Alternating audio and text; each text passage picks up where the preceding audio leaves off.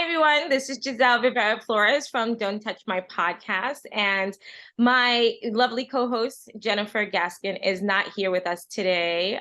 She is out and about kind of, conquering the world today. So it's just myself. We're doing a special bonus episode with Miss Valerie of Casita Cultura Latina. She is the co-founder, and she is doing some really amazing work to kind of actually keep our heritage going, make sure that other cultures understand what our culture means to them, and make sure that we are educating every step of the way. So tomorrow, downtown Worcester on the Common, there's going to be a massive festival called Dia de los Muertos, and it's going to start at 11, end at 4 or a little later.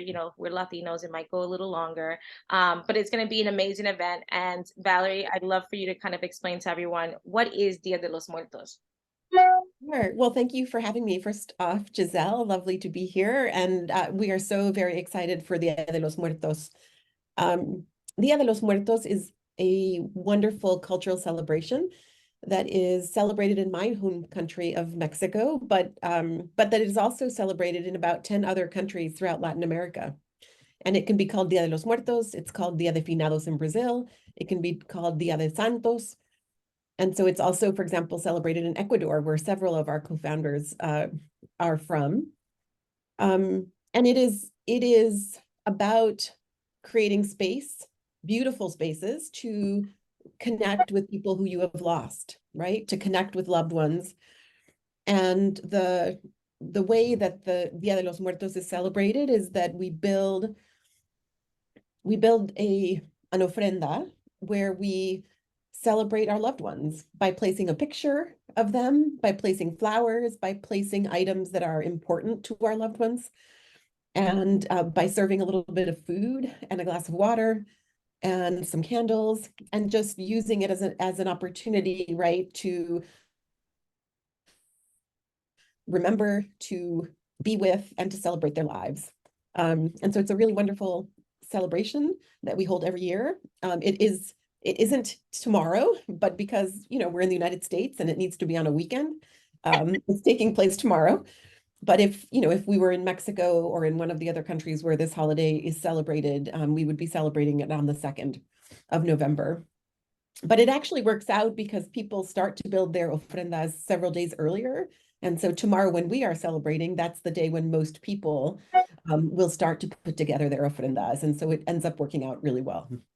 That's beautiful. And so you mentioned the ofrenda, you mentioned all of the cool pieces. I have, I don't even know if you guys can see, but I have a very small piece that I kind of built an ofrenda here in my house for my abuelo, my papa, and my husband's brother, who passed many years ago when he was younger. And so I pieced together, I stole some from the ofrenda and came and brought it here to my desk. And for me, I brought, some of the sweets that my grandma used to love, my grandma's photo. This is our dog that passed, and the kids thought this would be a great way to memorize him. So we have one of these and some of the flowers and candles. Now, what is the symbol behind us adding some of these goodies and the lights and the papel picado, like all of those things? Is there a symbolization for that? Sure. Well, I think the most important symbol are the flowers. So in Mexico, we put cempasúchil, which are daffodils, very bright yellow and orange daffodils. And the sort of the myth is that the beautiful smell of those flowers sort of evoke, right, and bring sort of our loved ones to us on the ofrendas. And we are fortunate that we've had some wonderfully generous donations of flowers. And so we're going to have great flowers that smell beautiful tomorrow, that sort of will evoke that memory. And so that's one thing. I think the other piece is, that if you put out things that your loved ones really cared about, I think that is a way that you are honoring them and remembering them, right? So in our ofrenda here at the house, we always put a bottle of Dr. Pepper for my abuela, for my tita, because she loved Dr. Pepper and no one could touch her bottle of Dr. Pepper but her. She was like fierce about it. But by placing that bottle of something that she loved so much, right, we're remembering her and we're we're able to share stories. And so that's really what this event is about. It's about taking time to celebrate their lives and using objects, and bringing flowers and bringing candles to sort of create an environment where you feel like you're with your loved ones. And that's amazing because I feel like here in Western culture, we often we mourn when people pass and then we don't really celebrate them thereafter, right? And so once they've passed on, it seems that we might have these little bit of conversations, but oftentimes over time and after durations, the conversations lessen and lessen and lessen. And that's for us in the Hispanic community, especially obviously originating in Mexico, it's a way to remember not just them passing, but how to celebrate them in their life, right? And so, like you said, the Dr. Pepper, I think that's hilarious, by the way. I think that's but the Dr. Pepper is a way to celebrate her when she was here.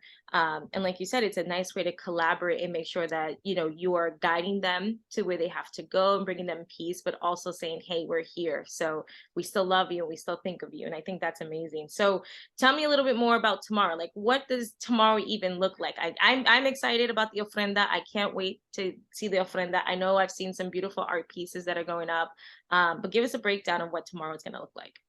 Sure. So, I mean, last year at our inaugural event, which was amazing, we are like doing so much more than we did last year, which is so very exciting and a little bit overwhelming.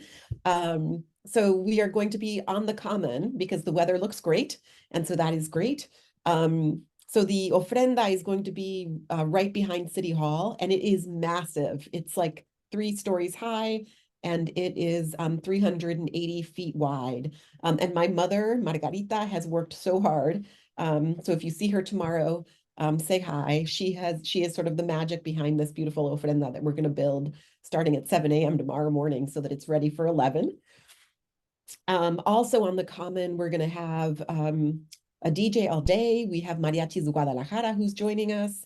We have dancers, so we have ritmos, we have raíces, we have Flamenco Worcester, who are going to be performing. We have our youth poet laureate, who will be doing his talk in the afternoon. And of course, an array of both food vendors, Redemption Rock Brewery, and lots of nonprofit and sort of creative vendors who are going to be on the common. So lots happening on the common. And then across Franklin Street in the JMAC at the pop-up, we have an art exhibit that is amazing, amazing, amazing, amazing. Our resident artists, Germán Chiriboga and Jose Criollo, have created a masterpiece that is a must-see. But we also are welcoming several other artists who submitted and who we invited to share their artwork with us. So that gallery is going to have our work until November 9th. So we hope you'll go Saturday, but you also have a full week to see it afterwards. And then the third thing that we're doing that is really, really important to us and very important to our co-founder Raquel Castro Corazzini is that we are hosting community dialogue about Latino experiences at the Brick Box.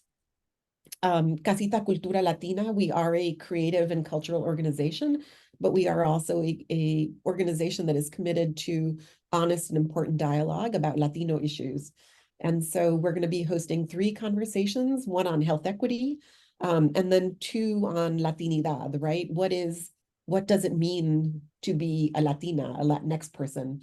What are the complexities, right, of our intersectional identities? So we're going to have 3 amazing conversations happening that are really that are being brought to life through the goals that our dear friend Raquel had, well, and still has, and that hopes that we're going to bring to life on Saturday.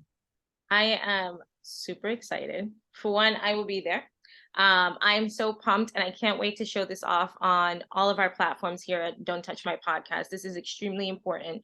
I think that these festivities, just like Jennifer, when she does, as the founder of the Caribbean Carnival, like there is just so much to learn And it's such a great way to present this information in a visual aspect, something that's interactive, something that you can feel.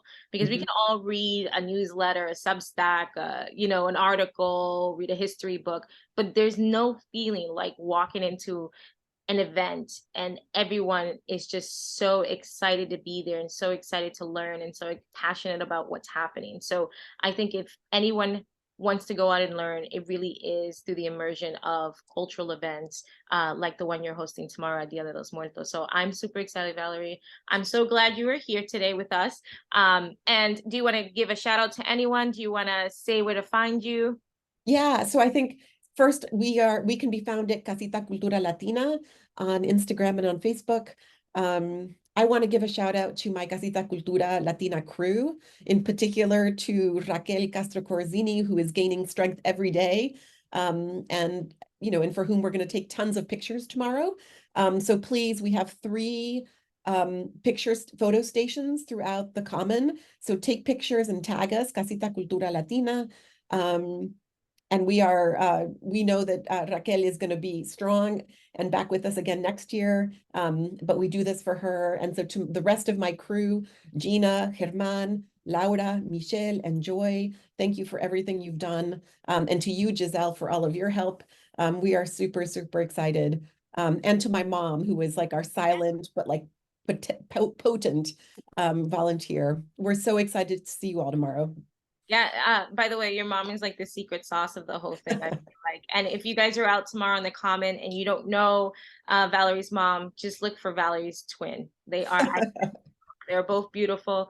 So I look forward to seeing everyone tomorrow. Check us out. Check out Casita Cultura Latina on Instagram, Facebook, their website, casitaculturalatina.com/event. So if you have any information, there's some really cool maps on there. So you can see all of the vendors, figure out where the selfie stations are, and check out the times for the panel discussion. So, and one last thing, which I forgot to share.